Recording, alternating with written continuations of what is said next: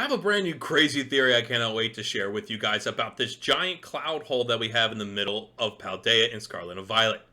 Let's get into it.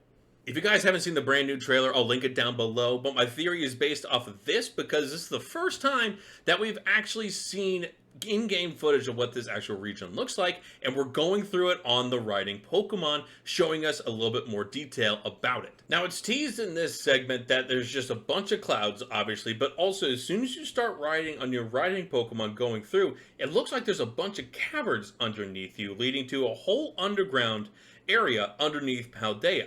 My thought about this is that since the future and the past play such a big role in this, is that somewhere in between this actually might be a time traveling portal. Stay with me on this for a little bit, okay? And let me roll with the theory a little bit. If you look at the actual pages of the two Donphan prehistoric and future versions, one of the descriptions that we have about the book that is shown in the actual trailer that Arvin shows us is that photographs and sketches of unidentified creatures fill the pages of the Scarlet book and the Violet book. While there have been sightings of similar creatures in recent years, such reports are rare, and specific details of the creature's biology are still a mystery. This is saying that there is an ability to get to either the future or the past, depending on the version that you're going to be playing, meaning that there's got to be somewhere that we can go to find these versions. And on the top, you can see it's all modern. What about the underground area? This entire time that we've seen this and have been introduced to it, it has been covered in so much smog, so many clouds that we can't really see what's going on inside of there, right?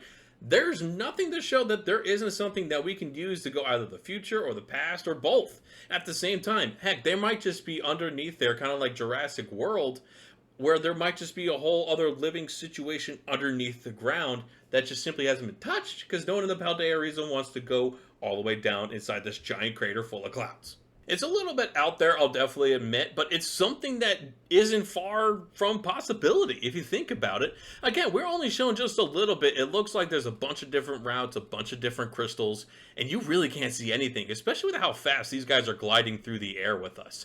Again, we don't fully know yet. We're going to have to see when we fully explore the area, but my theory is that there's going to be a big part of the game underneath these giant clouds. I'm going back to the book for a second because this helps the theory out a little bit. I know it's still a stretch, but hang on a little bit longer.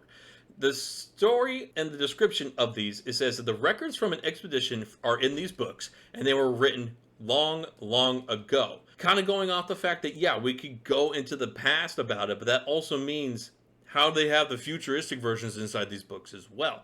There's got to be a way that we can traverse between time, or at least different regions, so we can find these different versions of these Pokemon, prehistoric and futuristic. Now, I know this theory is really out of left field, and I've had other speculations in different videos of what the actual world is going to be like underneath those clouds inside the Paldea region in that giant crater.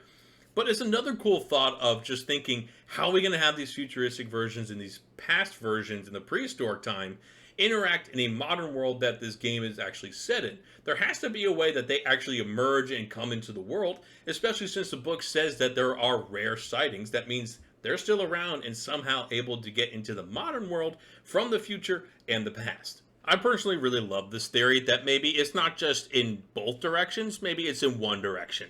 So for Violet we go into the future, or for Scarlet we go into the past, or vice versa, like they used to do in some of the old games where you have different version types going against different grains, or something like that.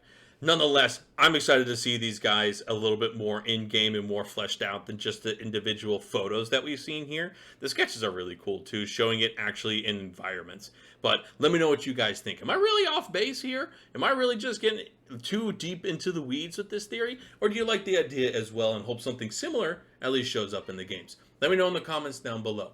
If you could, hit the like button, hit subscribe, ring the bell. I got some more theories and coverage coming up about the games before the games actually drop late November. Other than that, I'll see you guys in my next video. Peace.